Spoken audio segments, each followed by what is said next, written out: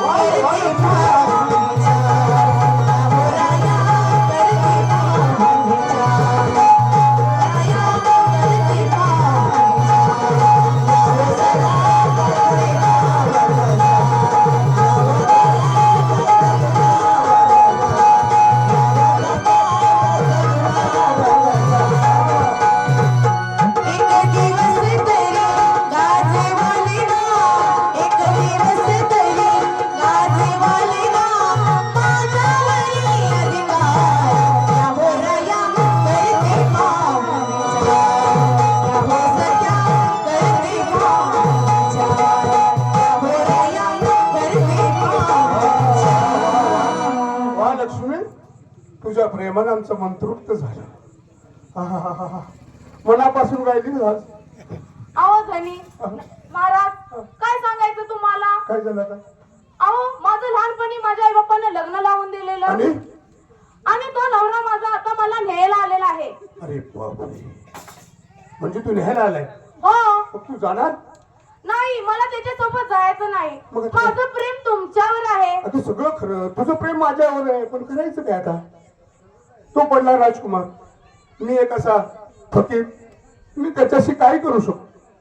अहो माझं प्रेम तुमच्यावर आहे आणि मी आपल्या प्रेमासाठी काही पण करायला तयार आहे. पण मला त्याच्यासोबत जायचं नाही. नको जाऊस, नको जाऊस, त्याच्या संगती जाऊ नकोस. फक्त मी काय सांगतो ते नीट ऐक. तुला जर माझं प्रेम आयुष्यभर टिकवायचं असेल, हो टिकवायचंय ना, तर मी सांगितलं ते करायचं. तू प्रेमासाठी काय करू शकतोस? काही पण करू शकते. एखाद्याचा खून करू शकते. अरे वा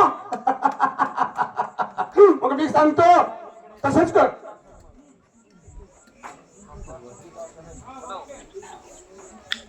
ही घे तलवार, अशीच राष्ट्रात जा.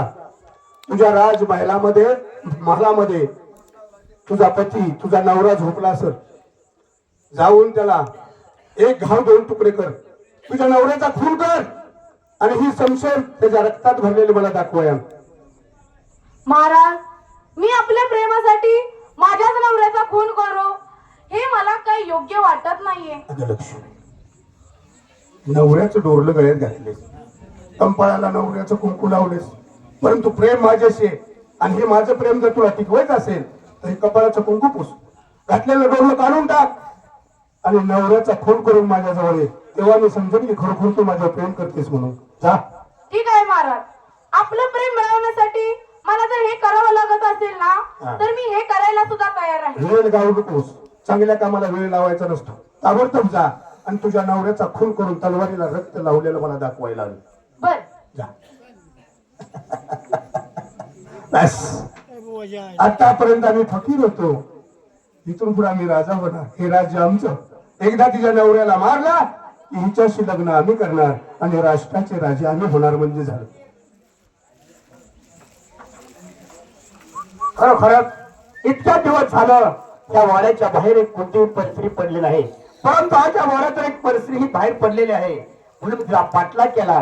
तरी गावाच्या खालती मठामध्ये गोसावी आहे, त्या गोसाव्याच्या मठात ती गेली. त्या दोघांचं हित खूप झालं. त्यानं तिला रागावं लागत, तुला वेळ का झाला? तिने सांगितलं माझा पती न्यायला मला आलेला आहे. बस तेव्हाच मी जाणलं की नक्कीच माझ्या दादाची पत्नी आहे. आणि कारण त्याचा खून करण्यासाठी त्याने त्याला संशय दिलेला आहे. आपण मधल्या वाट्याला पळत जावं, तिला न दिसता दादाच्या बाजूला जाऊन बसावं आणि दादाला प्राण वाचवा म्हणजे झालं.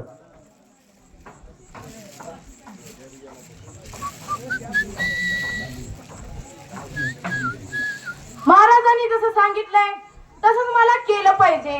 का तर हा नवऱ्याला सोबत मला जायचं नाही. हा झोपलेला आहे निवांत. आता हीच वेळ आहे याच्यावर ना याचा खून करण्याची. 1 2 आणि 1 3. हवालदार हवालदार, अरे अरे मेल्या, अरे इकडे गेला लवकर. अरे हवालदार, हा माझ्या नवऱ्याचा खून करत होता. हा माझ्या नवऱ्याचा जीव घ्यायचा प्रयत्न केला यानं. हा हा हा माझ्या नवऱ्याला मारून आला होता.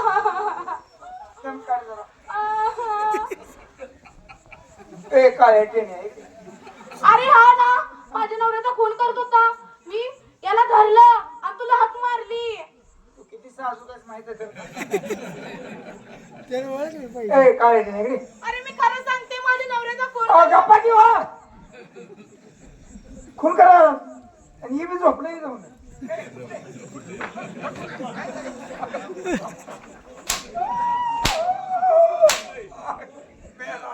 आता झोप लागली होती तेवढ्यात मला उठवतो. मेला असता की तुम्ही, कोण मेला असता? कायमची झोप लागली असती. आणि असा कोणता नराधम आहे तो मला कायमच झोपवू शकतो? आला होता असा एक, कोण? तुमच्या बायकून वाचवला. काय बोलता आपण? कोंडग्या बायको. येऊ काय ना सूर्यकांत, चंद्रकांत, अरे किती वेळ आहेस? अरे तुला लाज वाटायला पाहिजे. लाल बागेमध्ये झालेल्या अपमानाचा बदला घेऊन येण्यासाठी माझ्या पाठोपाठ येऊन माझा खून करत होतास. नाही दादा, तुझा खून करून मला काय मिळणार आहे? अरे मी असाच उघड्यावरती राहणारा माणूस आहे. मला कशाची अभिलेखन नाही, पण दादा कान खुले करणे आहे. जिच्यासाठी तू रात्रंदिवस धडपडलास आणि मला सोडून तू इथपर्यंत आलास. पण तिचं प्रेम तुझ्यावरती नाही रे. काय बोलतोस होय चंद्रकांत? दादा, तिचं प्रेम आहे. त्या गावाच्या खालती एक मठ आहे, त्या मठामध्ये गोसावी आहे. त्या गोसावीचं तिचं प्रेम आहे. अरे तिला या तुमच्या प्रेमामुळे तिला जायला वेळ झाला म्हणून तिने त्याला रागवलं. तर त्याला विचारलं काय झालं, तर त्याने सांगितलं माझा पती मला न्यायला आलेला आहे.